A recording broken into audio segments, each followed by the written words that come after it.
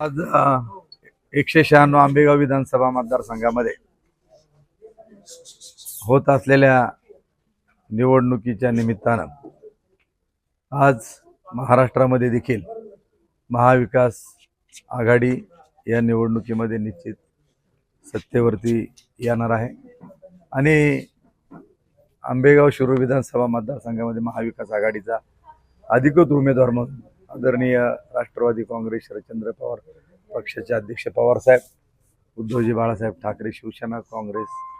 आहे आणि मित्र पक्ष आघाडीचा मी उमेदवार आहे। आणि मला मनापासून आनंद आहे की गेले एक महिनाभर एक सामान्य गोरगरीब कार्यकर्त्यांनी ज्या पद्धतीने मेहनत घेतली, आज त्याच्यामध्ये 100% आपण यश मिळणार आहे। अनेक मतदान केंद्रावरती प्रचंड प्रमाणामध्ये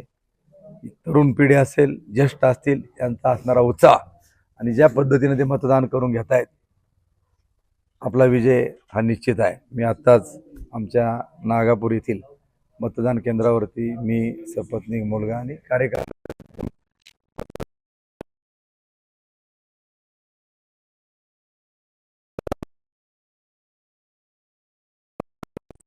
त्याला बाजारभाव, दूध, सोयाबीन, कांदा आणि त्याचबरोबर की ऊसाचे असणाऱ्या अडीअडचणी, ऊसाच्या कारखान्यामध्ये शेतकऱ्यांना सामोरं जाण्या अडचणी, आदिवासी भागातील पाण्याचा प्रश्न असेल, हिरड्याचा प्रश्न असतील आणि इतर 42 गावातील सभासदांचा कारखान्याला न समाविष्ट गेलेला आहे, तो एक ज्वलंत विषय। आणि या सगळ्या पार्श्वभूमीवर हे मतदान होत असताना एक 2 दिवस की पहिल्यांदा आंबेगाव मतदारसंघामध्ये असं चित्र कधी पाहायला मिळालं आहे तर रात्रभर बँका त्या ठिकाणी उघड्या ठेवण्यात आल्या, प्रचंड पैशाचा वापर करण्यात आलेला आहे। परंतु किती आम्हा पैसा वाटण्याचा प्रयत्न समोरच्या बाजूने जरी झालेला असेल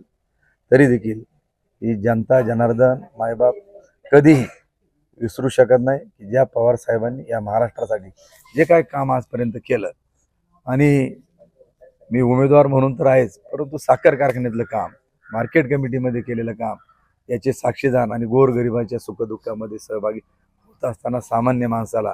जवळ करण्याचा प्रयत्न केलेला आहे। त्यामुळे किती धनशक्ती वापरली गेली असेल, या निवडणुकीमध्ये जनशक्तीचा विजय हा ठरलेला आहे, हे तुम्हाला परवा